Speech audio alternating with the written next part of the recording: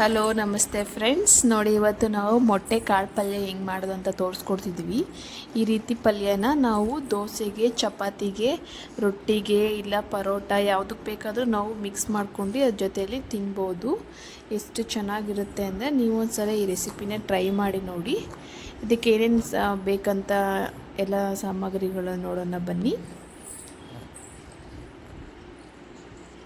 ಮಾಡಿರುವಂತಹ ಈರುಳ್ಳಿ, 2 ಬೆಳ್ಳುಳ್ಳಿ, ಕಟ್ ಮಾಡಿರುವಂತಹ ಟೊಮೆಟೊ ಹಣ್ಣು, ತೊಳೆದು ಕಟ್ ಮಾಡಿರುವಂತಹ ಪುದೀನ ಸೊಪ್ಪು ಹಾಗೂ ಕೊತ್ತಂಬರಿ ಸೊಪ್ಪು ಆ್ಯಂಡ್ ಸ್ವಲ್ಪ ಶುಂಠಿಯನ್ನು ಕಟ್ ಮಾಡಿ ಇಟ್ಕೊಂಡಿದ್ದೀವಿ. ಇವಾಗ ಇದನ್ನೆಲ್ಲ ಒಂದು ಜಾರಿಗೆ ಆಗಿ ಚೆನ್ನಾಗಿ ರುಬ್ಕೊಳ್ಬೇಕು. ಈರುಳ್ಳಿ, ಆಮೇಲೆ ಟೊಮೆಟೊ, ಬೆಳ್ಳುಳ್ಳಿ, ಪುದೀನ ಸೊಪ್ಪು, ಕೊತ್ತಂಬರಿ ಸೊಪ್ಪು ಹಾಗೂ ಶುಂಠಿ ಎಲ್ಲನೂ ಹಾಕಿ ಚೆನ್ನಾಗಿ ರುಬ್ಬಬೇಕು.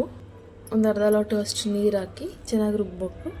ನೋಡಿ, ಈಗ ರುಬ್ಬಿರೋದಕ್ಕೆ 1 ಸ್ಪೂನ್ ಮಸಾಲೆ ಪುಡಿ, 1 ಸ್ಪೂನ್ ಖಾರದ ಪುಡಿ, ಸ್ವಲ್ಪ ನೀರನ್ನು ಮಿಕ್ಸ್ ಮಾಡಿ ಚೆನ್ನಾಗಿ ರುಬ್ಕೊಬೇಕು. ನೋಡಿ, ಈ ರೀತಿ ಮಸಾಲೆ ರುಬ್ಬಿ ಸೈಡಲ್ಲಿ ಎತ್ತಿಟ್ಕೊಳ್ಳಿ.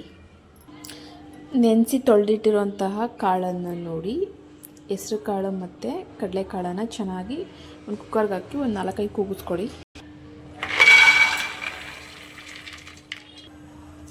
2 ಲೋಟ ನೀರು, ರುಚಿಗೆ ಎಷ್ಟು ಬೇಕಷ್ಟು ಉಪ್ಪು ಹಾಕ್ಕೊಳ್ಳಿ. ವಿಜಲ್ಗೆ ಹೋಗೋ ಅಷ್ಟರಲ್ಲಿ ನಾವು ಪಕ್ಕದಲ್ಲಿ ಒಗ್ಗರಣೆಗೆ ರೆಡಿ ಮಾಡ್ಕೊಳ್ಳೋಣ. ಇರುವಂತಹ ಬಾಣಲಿಗೆ ಸ್ವಲ್ಪ ಎಣ್ಣೆ ಹಾಕ್ಕೊಳ್ಳಿ. ಕಟ್ ಮಾಡಿರುವ ಈರುಳ್ಳಿ ಹಾಕಿ ಸ್ವಲ್ಪ ಚೆನ್ನಾಗಿ ಫ್ರೈ ಮಾಡಬೇಕು. ಈ ರೀತಿ ಚೆನ್ನಾಗಿ ಫ್ರೈ ಮಾಡ್ಕೊಳ್ಳಿ. ಸ್ವಲ್ಪ ಕಟ್ ಮಾಡಿರುವಂಥ ಟೊಮೊಟೊ ಹಾಕಿ ನಂತರ ಟೊಮೊಟೊನ ಆ್ಯಡ್ ಮಾಡಿ ಸ್ವಲ್ಪ ಕೈ ಆಡಿಸಿ ಚೆನ್ನಾಗಿ ಫ್ರೈ ಮಾಡಿ. ಟೊಮೊಟೊ ಜೊತೆ ಈರುಳ್ಳಿನ ಒಂದು ಅರ್ಧ ಸ್ಪೂನ್ ಉಪ್ಪು ಹಾಕಿ ಸ್ವಲ್ಪ ಫ್ರೈ ಮಾಡ್ಕೊಳ್ಳಿ. ಒಂದು ಪ್ಲೇಟಿಗೆ ಸೈಡಲ್ಲಿ ಮೊಟ್ಟೆಗಳನ್ನ ಈ ರೀತಿ ರೆಡಿ ಮಾಡ್ಕೊಂಡು ಇಟ್ಕೊಳ್ಳಿ.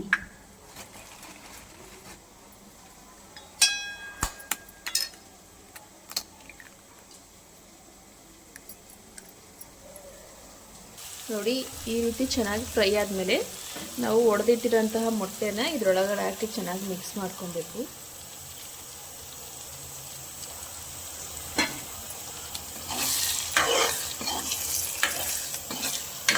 ಮೊಟ್ಟೆಯೆಲ್ಲ ಹಸಿ ವಾಸನೆ ಹೋಗೋವರೆಗೂ ಚೆನ್ನಾಗಿ ಫ್ರೈ ಮಾಡ್ಕೊಳ್ಳಿ. ಸ್ವಲ್ಪ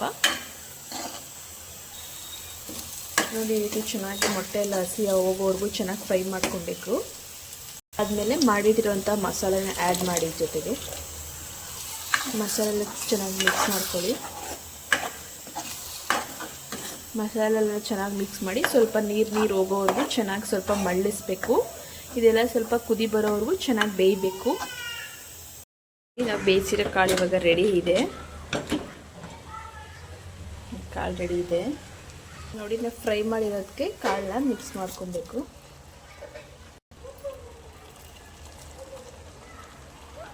ಕಾಳು ಹಾಕಿ ಚೆನ್ನಾಗಿ ಮಿಕ್ಸ್ ಮಾಡ್ಕೊಬೇಕೆಲ್ಲ. ಫ್ರೈ ಮಾಡಿರೋದ್ಮೇಲೆ ಚೆನ್ನಾಗಿ ಎರಡು ಮಿಕ್ಸ್ ಮಾಡ್ಕೊಬೇಕು.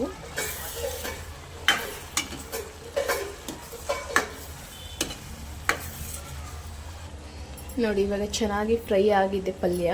ಈಗ ಲಾಸ್ಟಲ್ಲಿ ಕೊತ್ತಂಬರಿ ಸೊಪ್ಪು ಸ್ವಲ್ಪ ಮೇಲ್ಗಡೆ ಉದುರಿಸ್ಕೊಂಡ್ರೆ ಪಲ್ಯ ರೆಡಿ.